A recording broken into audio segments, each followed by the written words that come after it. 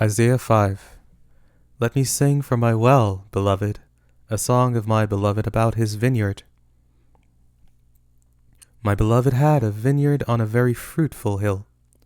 He dug it up, gathered out its stones, planted it with the choicest vine, built a tower in the middle of it, and also cut out a wine press in it. He looked for it to yield grapes, but it yielded wild grapes.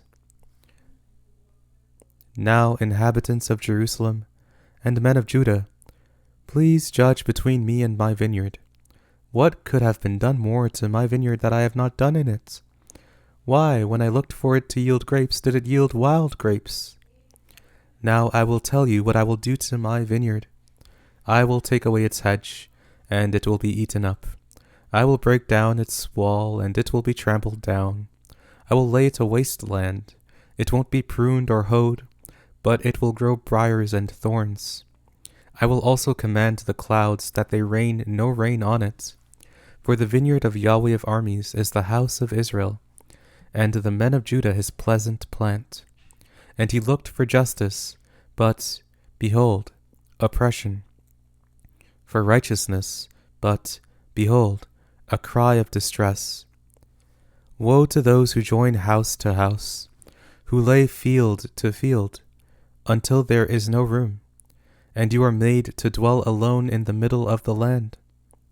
In my ears Yahweh of armies says, surely many houses will be desolate, even great and beautiful, unoccupied. For 10 acres of vineyard shall yield 1 bath, and a homer of seed shall yield an ephah. Woe to those who rise up early in the morning, that they may follow strong drink, who stay late into the night, until wine inflames them. The harp, lyre, tambourine, and flute, with wine, are at their feasts. But they don't respect the work of Yahweh, neither have they considered the operation of his hands. Therefore my people go into captivity for lack of knowledge. Their honorable men are famished, and their multitudes are parched with thirst. Therefore Sheol has enlarged its desire, and opened its mouth without measure. And their glory, their multitude, their pomp, and he who rejoices among them, descend into it. So man is brought low, mankind is humbled, and the eyes of the arrogant ones are humbled.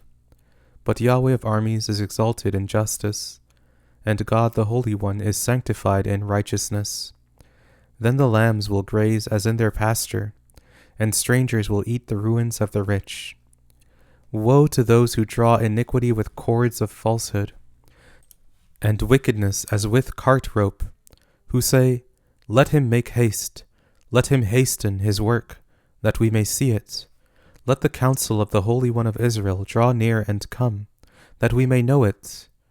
Woe to those who call evil good, and good evil, who put darkness for light, and light for darkness, who put bitter for sweet, and sweet for bitter. Woe to those who are wise in their own eyes, and prudent in their own sight. Woe to those who are mighty to drink wine, and champions at mixing strong drink, who acquit the guilty for a bribe, but deny justice for the innocent. Therefore, as the tongue of fire devours the stubble, and as the dry grass sinks down in the flame, so their root shall be as rottenness, and their blossom shall go up as dust, because they have rejected the law of Yahweh of armies, and despised the word of the Holy One of Israel. Therefore Yahweh's anger burns against his people, and he has stretched out his hand against them and has struck them. The mountains tremble, and their dead bodies are as refuse in the middle of the streets. For all this his anger is not turned away, but his hand is still stretched out. He will lift up a banner to the nations from far away, and he will whistle for them from the end of the earth. Behold, they will come speedily and swiftly. No one shall be weary nor stumble among them. No one shall slumber nor sleep, neither shall the belt of their waist be untied, nor the strap of their sandals be broken, whose arrows are sharp, and all their bows bent.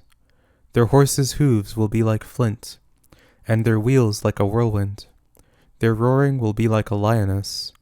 They will roar like young lions. Yes, they shall roar, and seize their prey and carry it off, and there will be no one to deliver. They will roar against them in that day like the roaring of the sea. If one looks to the land, behold, darkness and distress. The light is darkened in its clouds.